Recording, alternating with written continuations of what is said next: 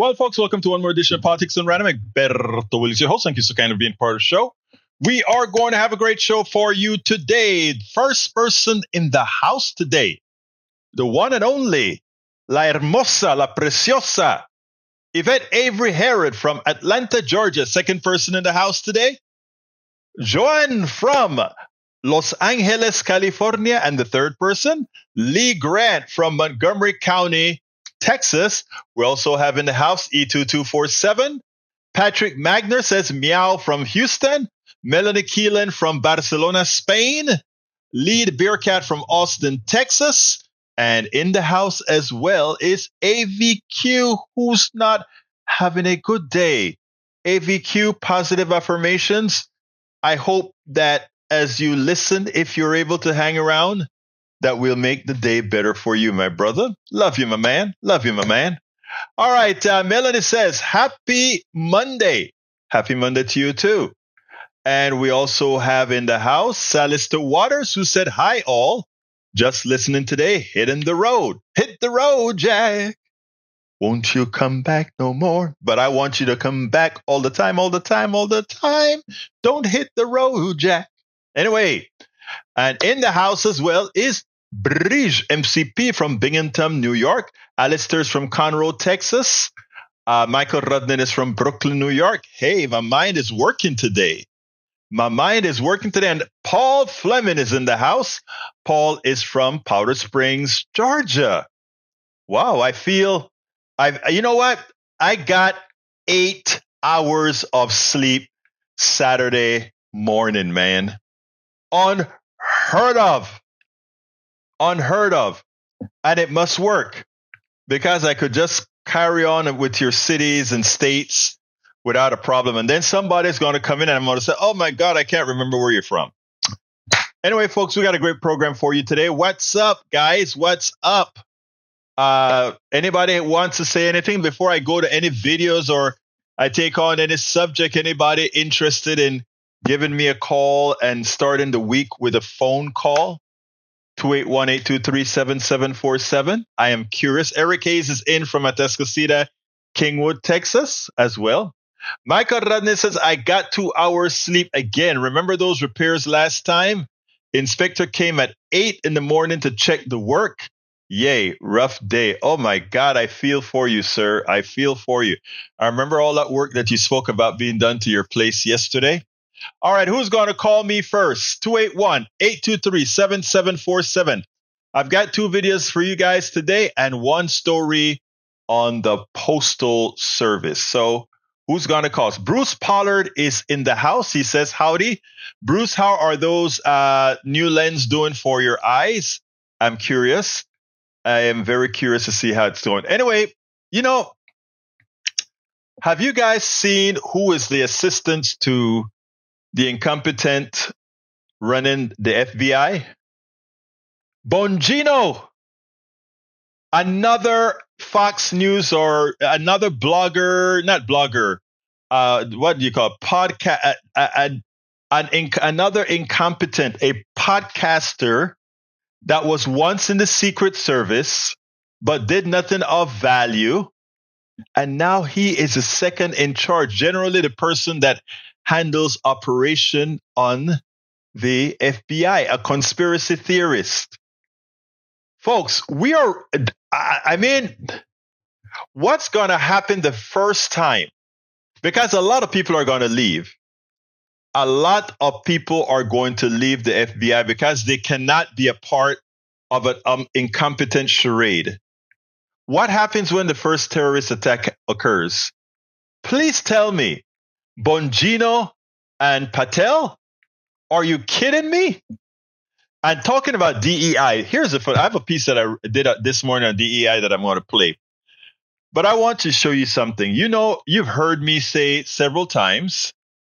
You've heard me several times that many of us have to do twice the work for half the recognition, twice the work for half the respect, etc. I want you to look at who is replacing who. We have the chairman of the Joint Chief, C.K. Brown, being a 4-star general with experience, being replaced by a guy that was a fighter pilot, but otherwise had no huge experience. DEI, what are we talking about? It proves our point that without DEI, there are many people that are incompetent, many people that don't deserve the job that gets in. The same can be said for the Secretary of Defense. We had a distinguished Austin, experienced person, 4-star general. He commanded hundreds of thousands of troops. And we have a host of a TV show that was in the National Guard. Replace him. DEI? Who is a DEI hire? Yep, Austin was the DEI hire. He was the DEI hire because diversity, equity, and inclusion guaranteed that the person who was actually competent got the job. Now we have these incompetent yahoos. We got women laid off, leaders laid off that paid their dues in the Coast Guard, in the Air Force, and replaced by whom? People that don't have the necessary skills or the competency of those they're replacing. DEI? DEI was there to fix a problem. And that problem, well, I'm going to talk about it in the video that I did before. But anyhow, is there anybody that wants to call in before I play my DEI video? I don't want to play it too early because, like I said, today I only have 2 videos and 1 story. And I was told that you need to go ahead and play some other stuff. So I just want to show you what fraud looks like. I mean, Bridge MCP sent me a video, and this is a video. This should make according to the heading of the video, this should make your blood boil. Why? Proud Boy Enrique Tarrio stalking ex-Capitol Police Officer Michael Falone, knowing that he's protected since it's been filmed in a public space. I want you guys to see this because this is pathetic. Let me make sure and get the audio on, and here we go. You guys are assholes, so please just back off. You know what's an asshole? Somebody that's sentencing last one. I got sentenced to 22 years. That's an asshole. You were brave on Twitter, and your buddy was brave on my sentencing, and he was laughing when I got 22 years. And now you don't even want to look my way. You pretend I'm not here, right? Yeah, keep it walking. Keep walking. Come on, go. You guys are traitors. Just back off. This is certainly fun. You want to do this now?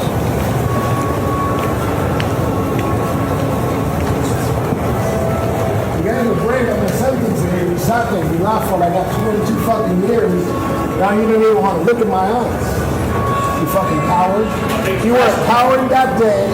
You were a coward after.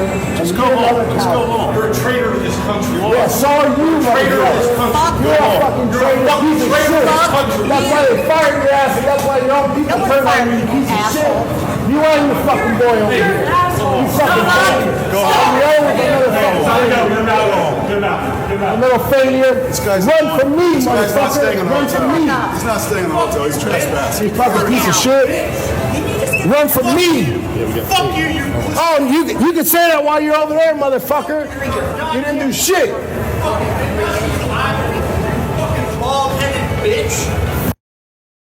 Now, I hate to just play that, but I want to, in what country does a traitor, somebody that beats up police officers like he did, Well, Tadio didn't beat up police officers. He's one of the instigators, one of the planners, one of the people who planned it.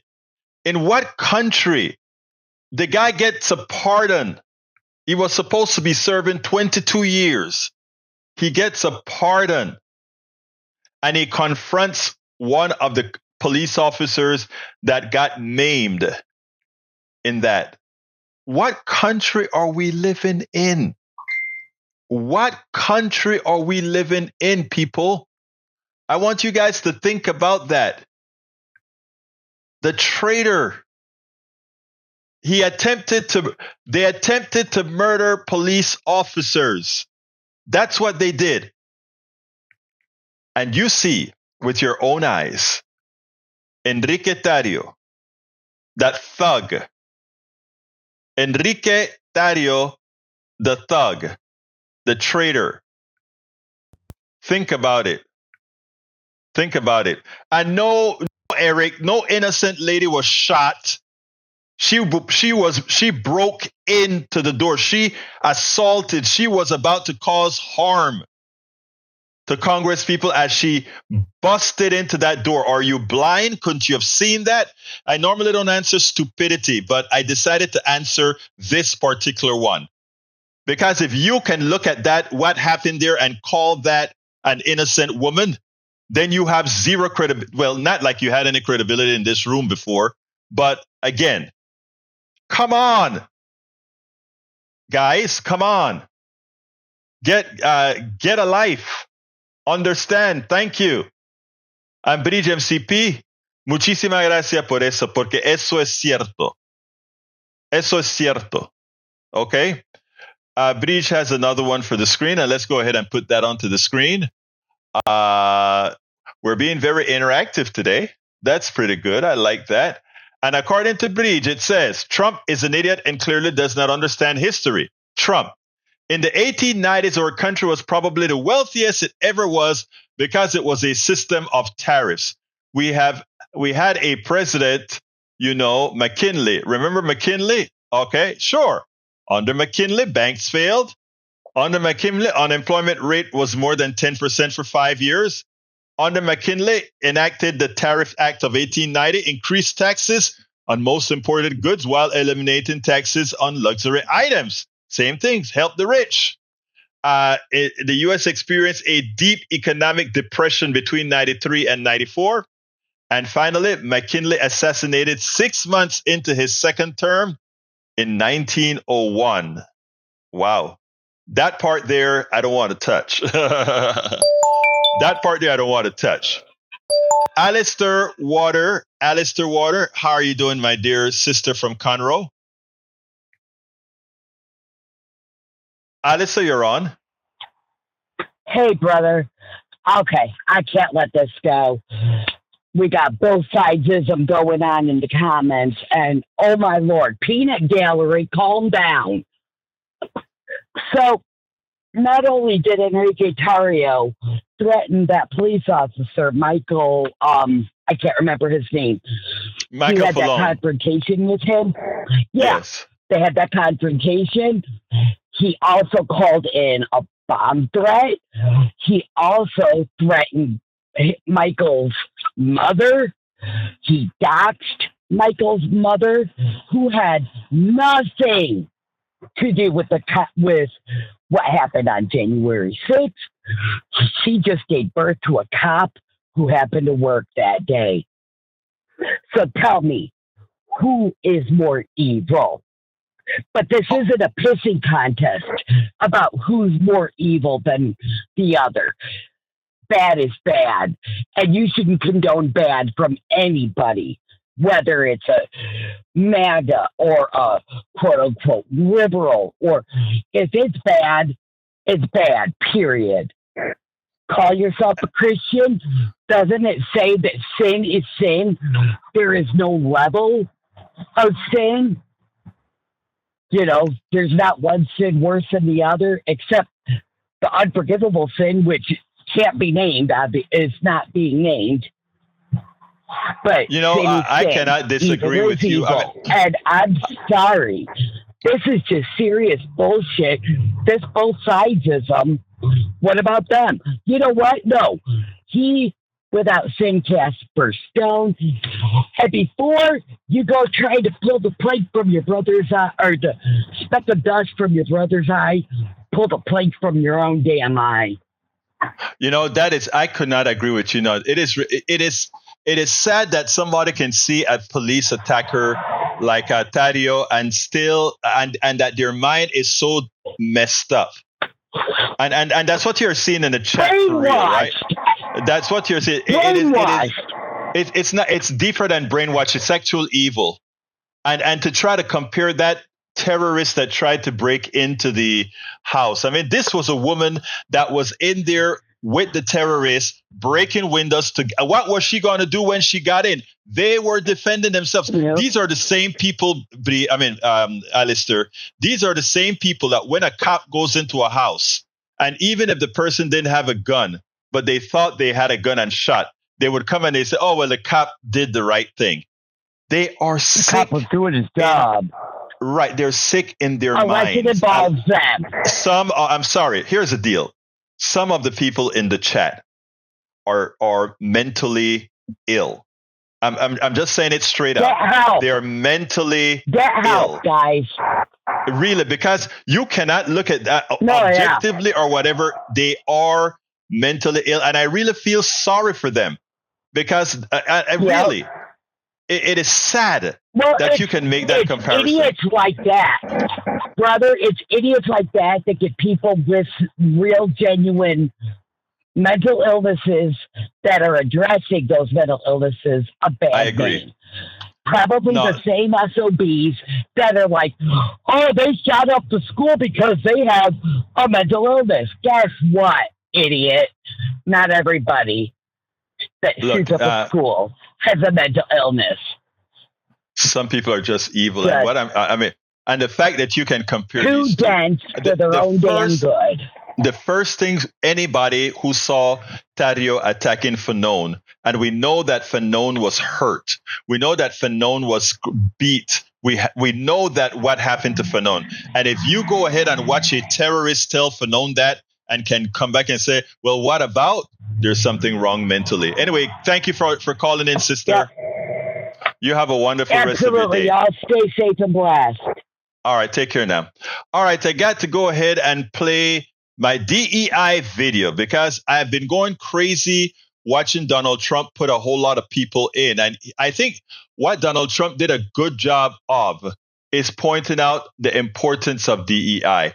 Because now that they've pretty much decided they won't deal with DEI at all, it is evident that they're putting in a lot of substandard people, of one particular persuasion, but substandard people, which proves that DEI is there to give others access that otherwise others get and these don't. Check this out, and then we'll take it on the other side.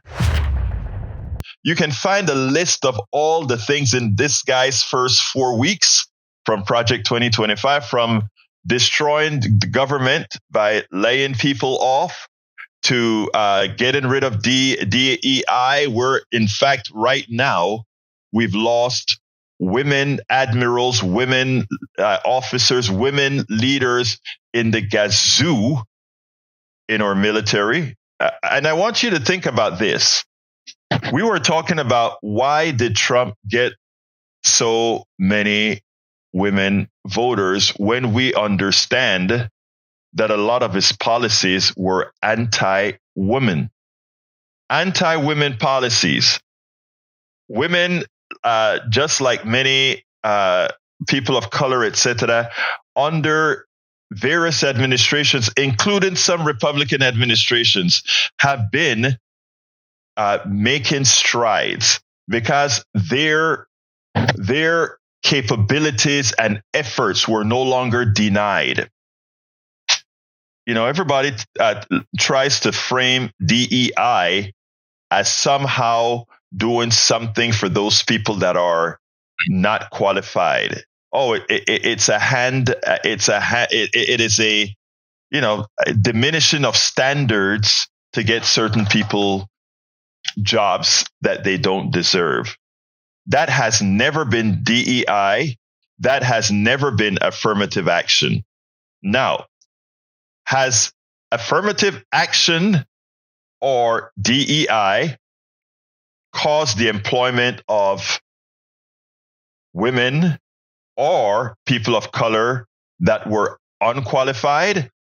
That is a qualified yes. But guess what?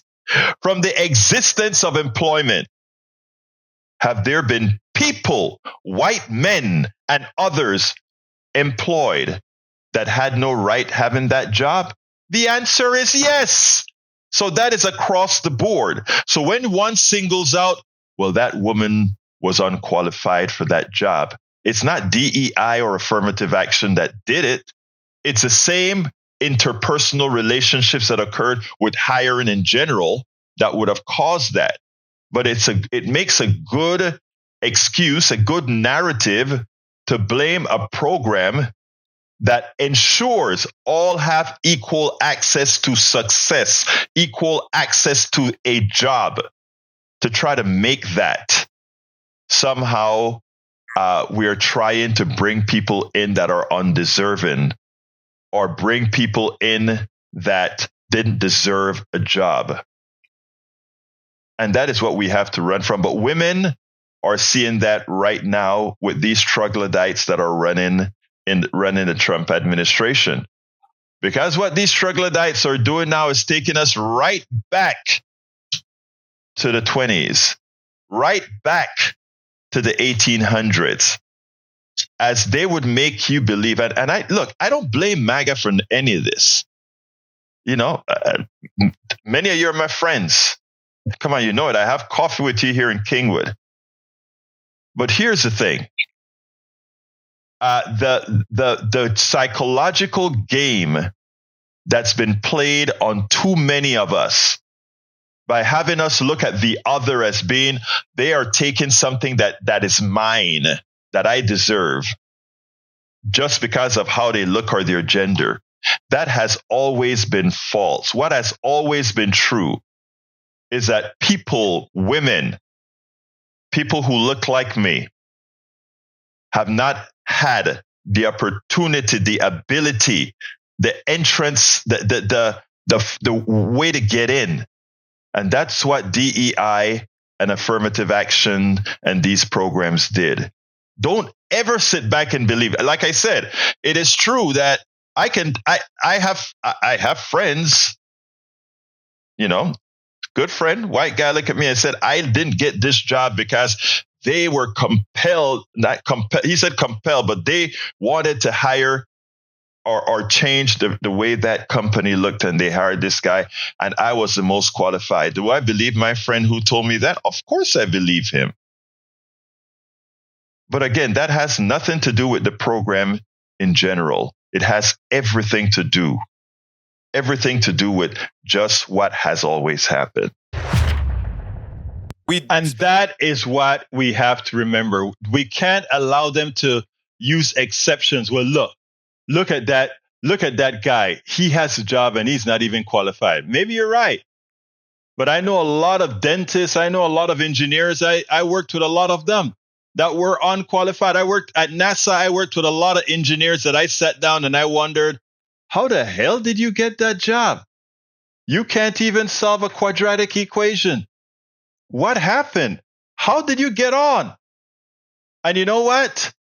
For those of my persuasion out there, I found that we had to work so much harder to get the job. I remember, and the company doesn't exist anymore, so I can name it.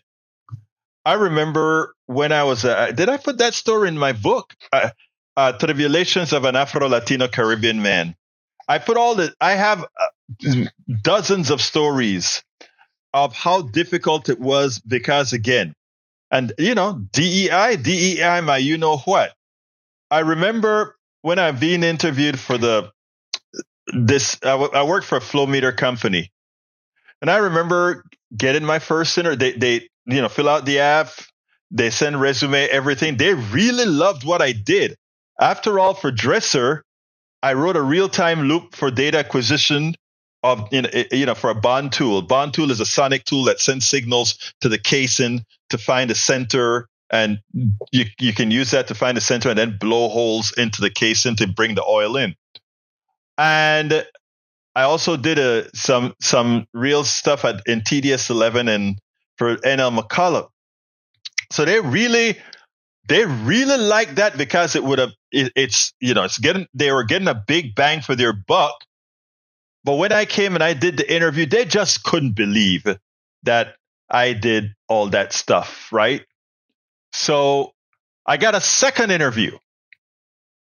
And they queried me and checked me and all of that and checked out references. I thought it was over. I knew I got the job. They called me in and it was a very good interview. And then they called me in a third time for the interview again, just to make sure, just to make sure.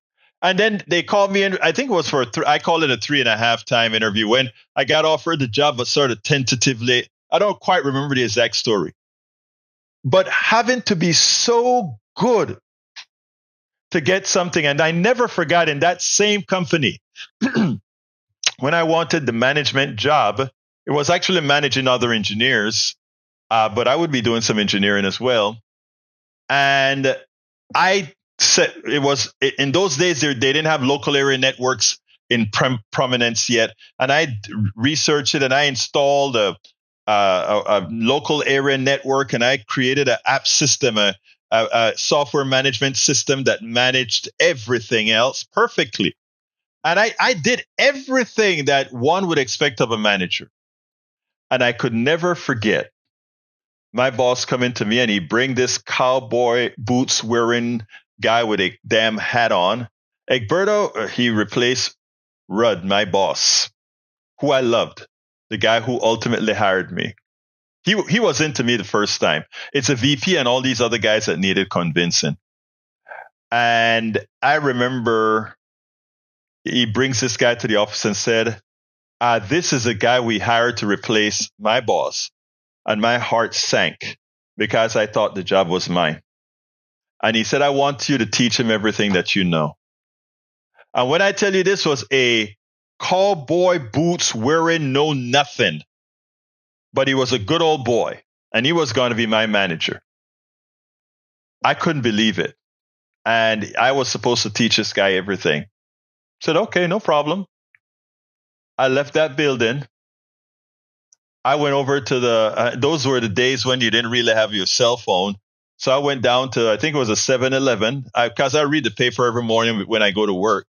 And NASA was hiring. We were just starting to build a space station.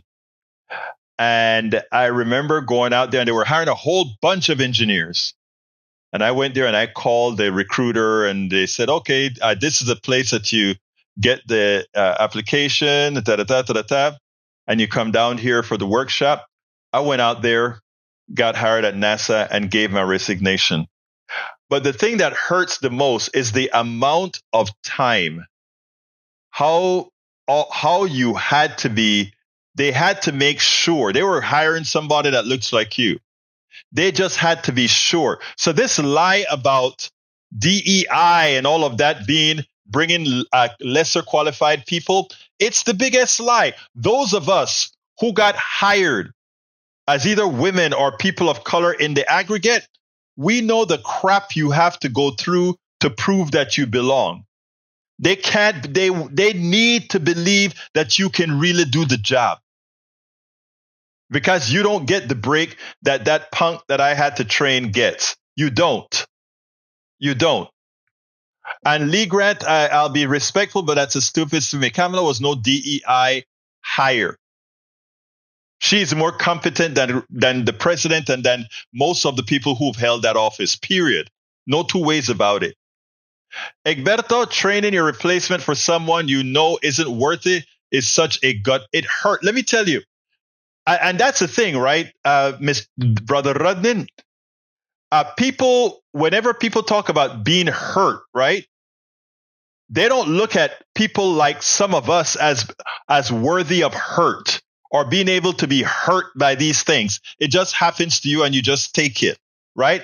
It is like the slavery days. You gotta they whip you. You are not. You are the one who knows how to do the crop. You are the one who knows how to mill the corn. You are the ones who know how to. You are the ones who invented the cotton gin that you couldn't get a patent for. And you just stay there, right? And you shouldn't feel any hurt. It just happens. What gets me, and I'm going to be honest with you, what really gets me is those people who benefit from stealing or harming those who look like me. And I always wonder about this. How do you actually feel about yourself? Because the other people may not know of your inferiority, but the person who you robbed the opportunity from, they know about your inferiority. They do. When I've worked for people that weren't half as good in the work that we're doing, we all know it. And to have to live within your skin when you know there's an incompetent that you're working for, it is painful. You live it, but it is painful. So I can imagine when Austin gets released, well, Austin was going to get released, but when Austin get released for somebody like Hegseth, an incompetent, moronic buffoon, when he's replaced by that, he has to say, my God, I had to be so accomplished to get this job. And this Yahoo just walks into it. When C.K. Brown, the Joint Chief of Staff, the Joint Chief Leader, gets replaced by another Yahoo, you sit down and like, I had to work so hard for this, and he gets in. Who does DEI help?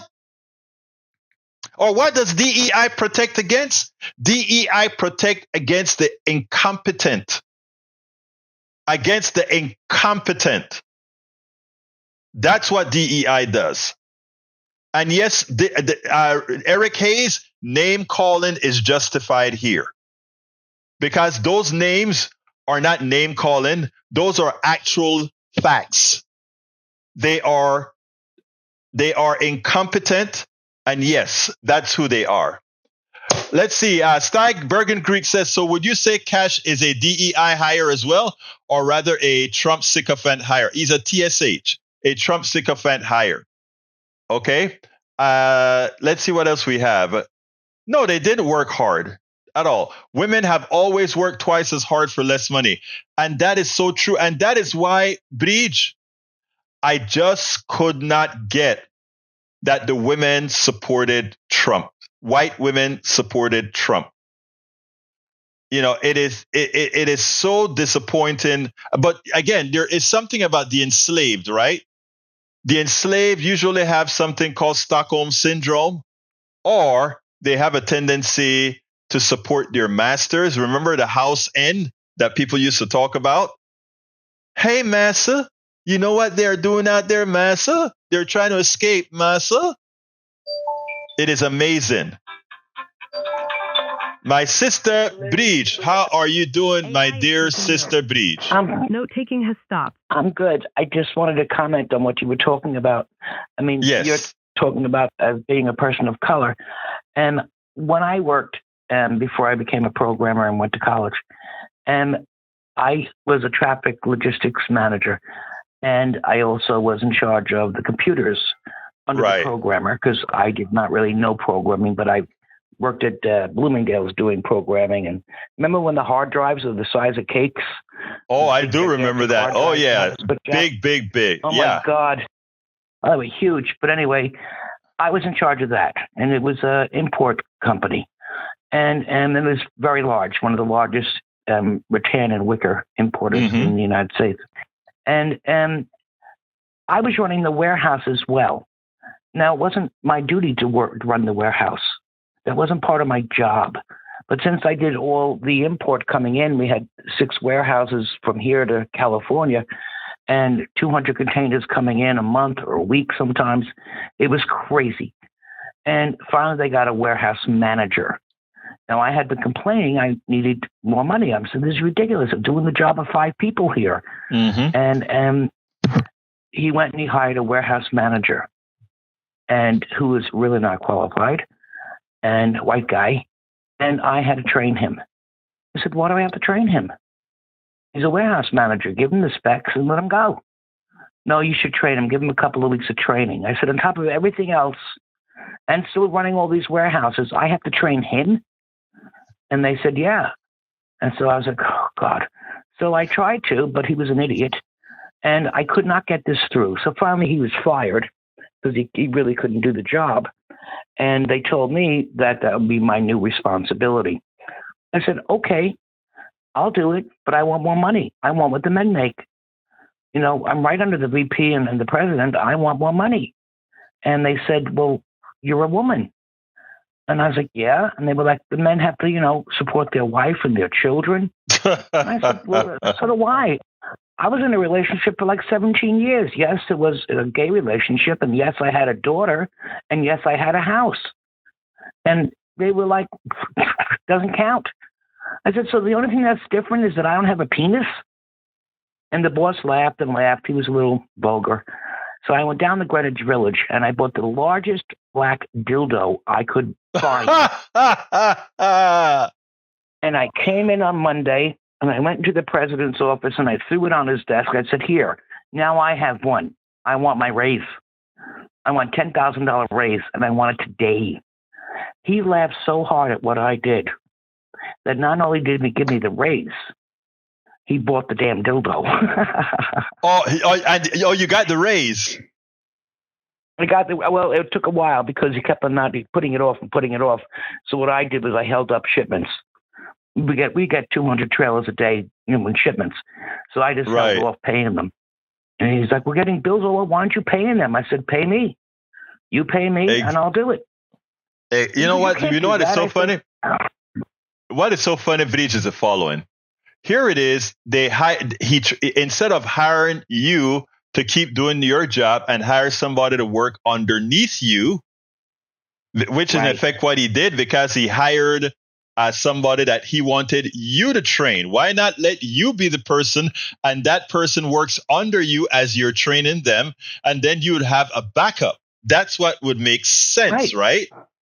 It would make a lot of sense. And the thing about it is, that's what people of color and women suffer, that indignity. And again, here's the problem, right? It is so matter of fact that this is done.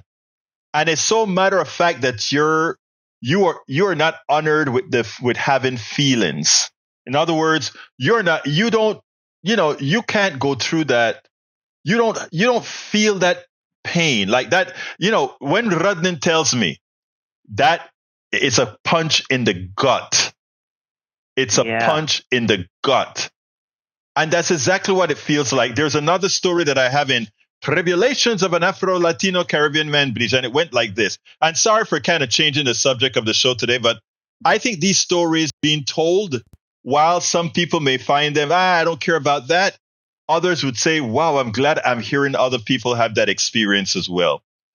But I remember many times, there was and I can name the company now because I don't think they're in existence. Transco had a set of products that would go out there in the field, and it had to stay. Well, they wanted it to last 30 days in case there's a power fail.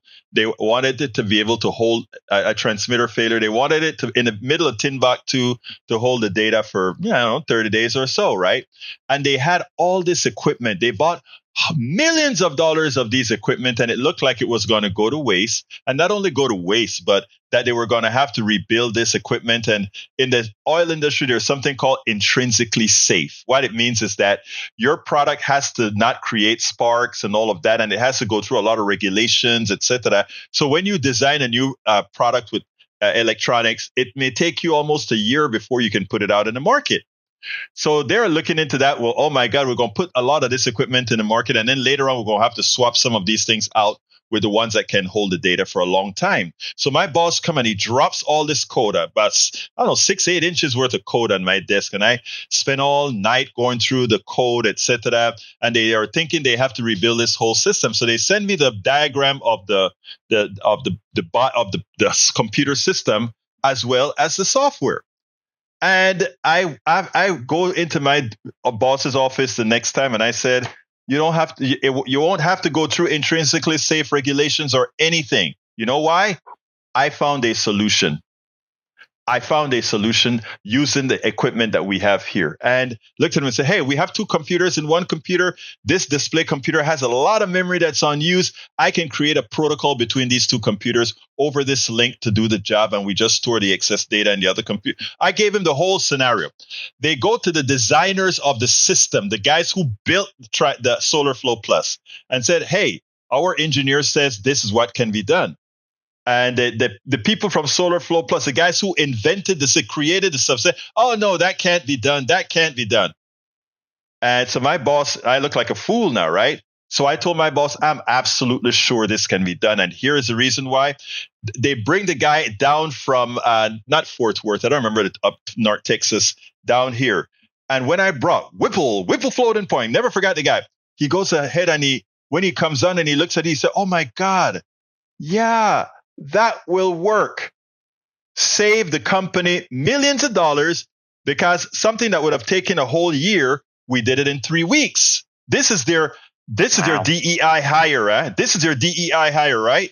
Okay, so now they do it in 3 days. Let me tell you the part that hurts the most now. Transco, who was buying the product that we had built by a company near Fort Worth, is bringing all their engineers over for our analysis. So they are going all into the boardroom. And my boss comes to me and he says, Egberto, I want you to teach everything that you did to, I don't remember his name. Let's call him David. And I'm like, but he said, and then he says, because your time is too valuable. The funny thing about it is I had nothing to do. I had completed the project. So I'm twiddling my fingers. And I said, really? He said, yeah, I want you to show Ken. Ken was his name. I want you to show Ken everything. And then, Ken is going to go ahead and give the presentation. So Ken goes in and gives the presentation to the board. And you have all these engineers from Transco in that room. And I am left out. The guy who figured it out, designed it, wrote the code, everything left out. Okay, no problem. But the VP of the company keeps coming to my office. Hey, what happens if this occurs? What happens if that occurs? And every time I am giving them the answer because the engineers are shooting questions. Getting a computer software to work is one thing. But the thing that worries you the most are the exceptions. What happened when this condition occurred, that condition, etc. And if you didn't design the product, you don't know. And I couldn't tell him all the different conditions. I needed to hear what the engineers had to say. And then I'll tell him, well, to solve that, I've done it this way, X, Y, Z.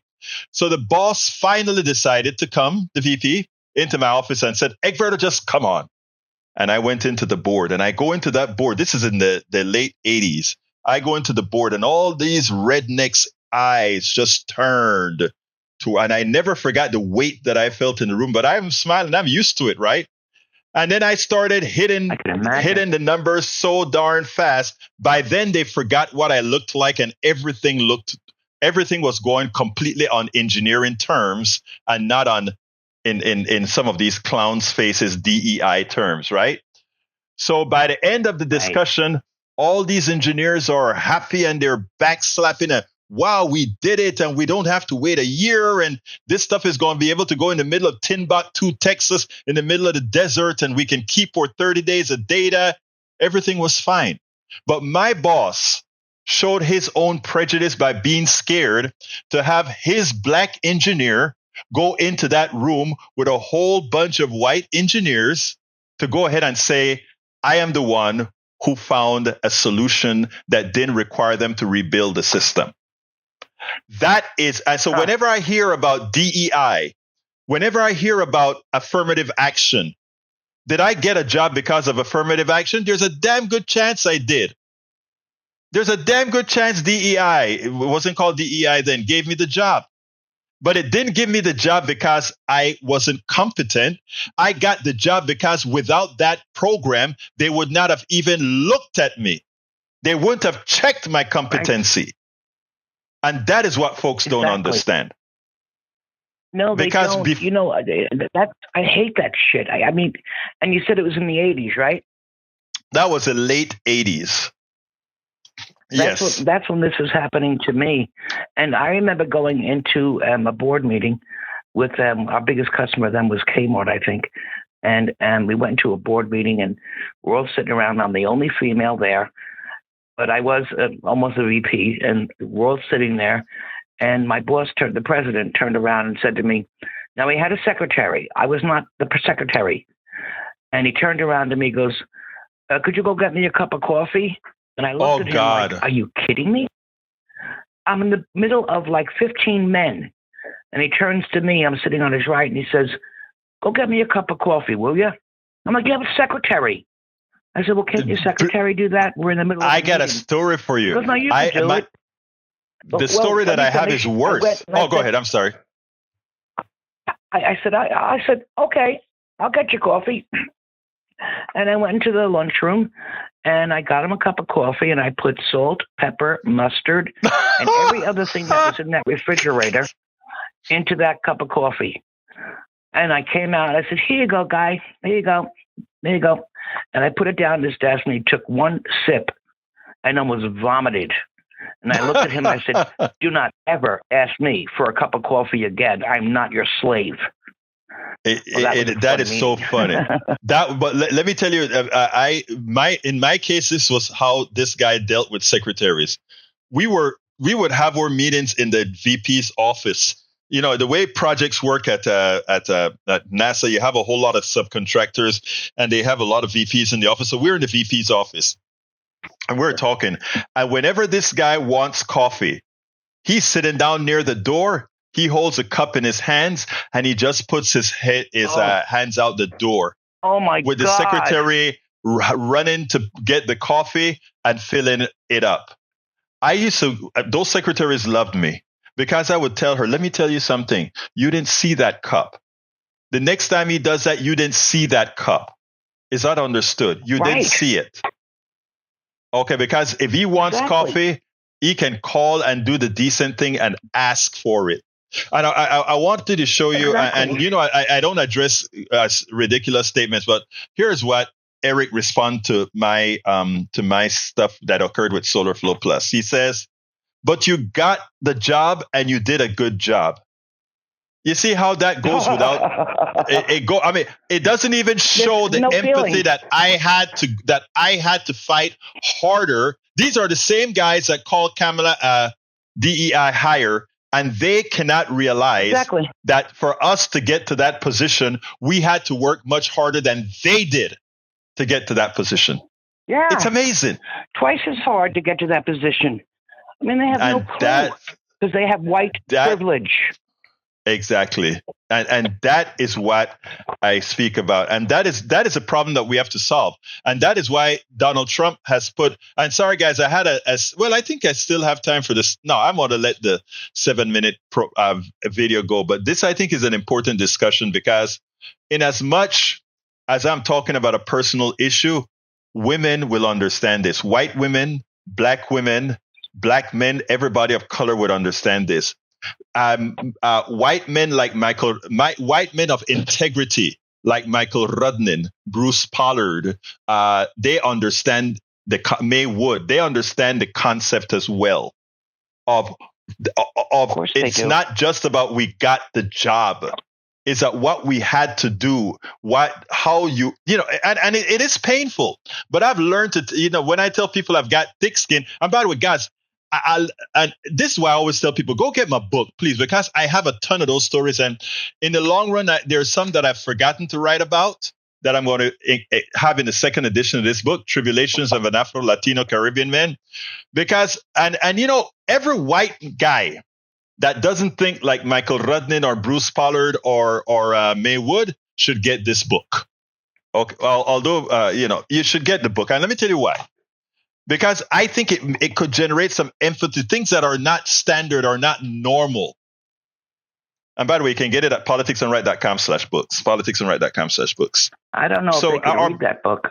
Or otherwise, you can Sorry. get it somewhere else too. You can go ahead and be a paid subscriber of our newsletter by going to politicsandright.com/newsletter. If you become a paid subscriber, all of my books, all 5 of my books you can read it for free as a paid subscriber. Egberto, look, I can't remember the woman's name right now.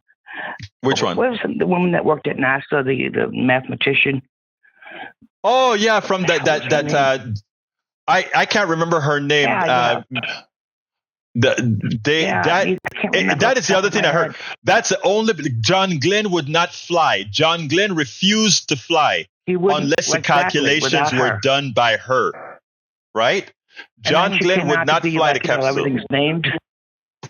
Yeah. Got the President's Award. I mean, could you imagine that was in the 60s? And she's a black woman at NASA. Her name was people don't realize, God, what is Katherine Johnson.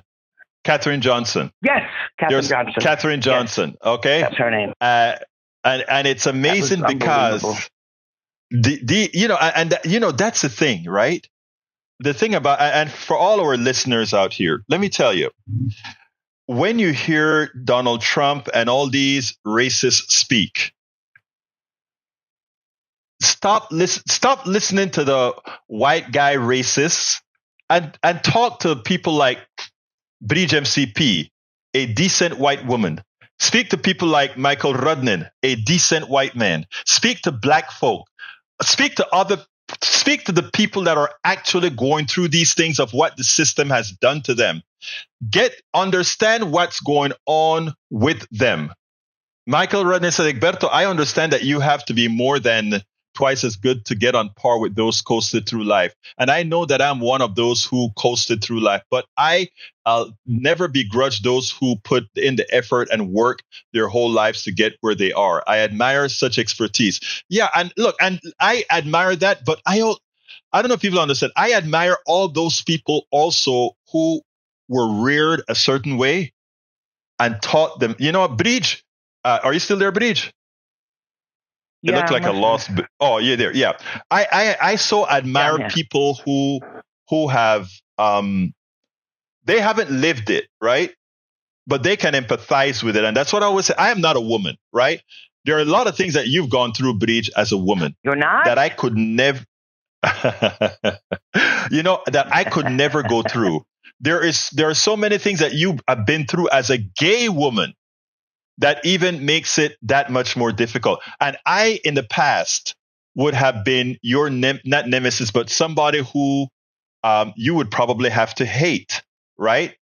And in teaching myself, because of how I was reared, I opened my heart, my mind up to having been stupid, to having been ignorant, to having been an a-hole. I acknowledge that about myself when it comes to sexism and homophobia.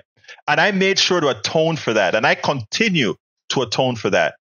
I overdo it when it comes to making sure that women are represented, making sure that that gay folk are represented because of my past way of being with those two particular groups. I'm from Panama, Central America, Latin American, Caribbean, and Black. All the things that gives me those markers, right? And I just wish more people. Yeah, tell me about it, sis. I just wish more people had the ability. No, it's not the ability, because we all have the ability. I wish everybody had the wherewithal to say, I am willing to put away how I was reared, to do the right thing, to understand the humanity in everybody else. Imagine what kind of a country we could have, Breach. Imagine. And that's one of the things that I like to preach.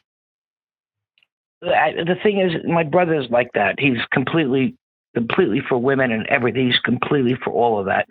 And I was going to say one more thing. When I worked at that warehouse, and we had about maybe 50 warehouse guys that worked, mostly Spanish guys or black. And then we had the Polish people that were here illegally, that we had to build a wall to hide them in when, the immigration people came. And the funny thing was the president of the company escaped Poland and on a train. And so he lived through that. And my mother would work there part-time, and he was very friendly with my mother because she also lived through World War II. Americans did not live through World War II. We fought in it, but we didn't live it. But I treated my warehouse workers, I mean, as a traffic manager, I got so many deals. Hockey, this, football, basketball, nights out in the town, going to Rockefeller Center, all these tickets. And what I did is I went down and gave it to the warehouse workers. Why shouldn't it? At Christmas holiday, we had a holiday party. The office holiday party and the warehouse holiday party. And one Christmas I said, this is bullshit. Why are we not celebrating with all the workers? Why are we just up here in the office when they're down there having their own party? I'm going downstairs. And 50% of the people all came with me. Then it became one party downstairs in the warehouse. There you go. When you do that, people will follow you. You just have to stand up. But look, we're at closing. I don't know what the hell they're talking about. We are out of here, Breach. Sorry. Yeah, man, we are out of here. But you know what? I think, Breach, I think this was an important segue from what we're supposed to talk about today, because it's all happening today, and Donald Trump has brought a level of hate unseen in this country for a long time. And I think remember this one point.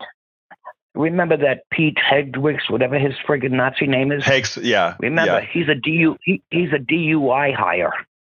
Exactly. There you go. Hey, no doubt, a drunk that's running the place now. It's amazing. And I've seen him look kind of drunk when he was in Europe. Anyway, thank you, Breach. Anyway, folks, we got to get out of here. But beforehand, thank you, sis. Before we get out of here, I want to ask you guys to support the program however best you can. And you can support the program by going to politicsdoneright.com/newsletter, politicsdoneright.com/newsletter, and subscribe, become a paid subscriber. If you become a paid subscriber of Politics Done Right, guess what? You are helping promote this message. And here we go. Right there, politicsdoneright.com/newsletter. I have the link in the chat right now.